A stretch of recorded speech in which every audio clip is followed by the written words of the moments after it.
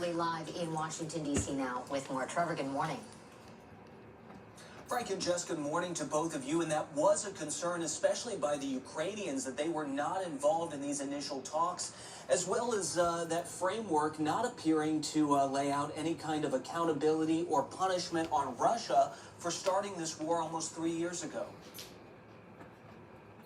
This morning, U.S. and Russian officials meeting face-to-face publicly for the first time since Russia's invasion of Ukraine 3 years ago. Today is the first step of a long and difficult journey, but an important one. Secretary of State Marco Rubio leading the negotiations with Russian Foreign Minister Sergei Lavrov, who remains under U.S. sanctions for his role in the war. I came away today convinced that they are willing to begin to engage in a serious process to determine how and how quickly and through what mechanism can an end be brought to this war. U.S. officials say the talks yielded 4 takeaways, including efforts to re-normalize diplomatic relations between the U.S. and Russia, appointing high-level teams to help end the war, lay groundwork towards future cooperation and economic investment, and a pledge to keep the peace process going. I don't think we believe any just peace can be reached without the participation and leadership of Ukraine. Some lawmakers raised concern earlier this week after Ukraine was shut out of today's talks,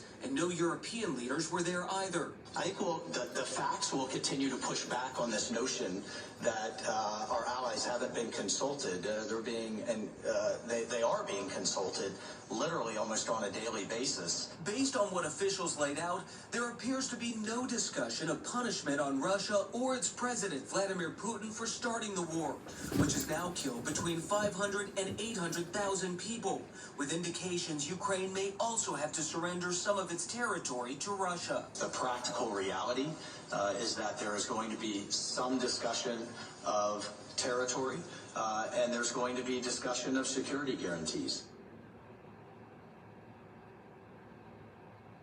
And those security guarantees could potentially involve some kind of a European peacekeeping force. Both France and the UK have indicated they could maybe be open to supplying troops if that idea moves forward.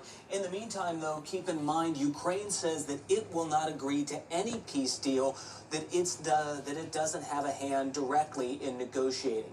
That's the latest here in Washington. We'll send it back to you guys in LA. Okay, Trevor, thank you for that. This morning, Mexico is now threatening to take Google to court over the Gulf of Mexico name change. The president of Mexico says the name change ordered by President Trump only applies to the part of the continental shelf under U.S. control and not the entire body of water. Google started displaying the Gulf of America name for U.S.-based users last week, citing a practice of applying name changes once they're updated in official government sources. Google users in Mexico still see Gulf of Mexico. All other countries see both names. Mexico is awaiting a new response from Google before moving forward with its lawsuit. Coming up, a diaper bag bust. Police finding much more than diapers and bottles during a traffic stop in the South Bay. And how Shohei Ohtani used a Porsche to prank Dodgers manager Dave Roberts. Plus, Scott Movie Mans. Thank you, Frank. So coming up, Joe Manganiello is here to talk about the new season of his show, Deal or No Deal Island. And then later this morning, she is an Oscar nominee, and she just won her first major award of the season 2 days ago. Mikey Madison from Aurora is right here in studio. That's coming up.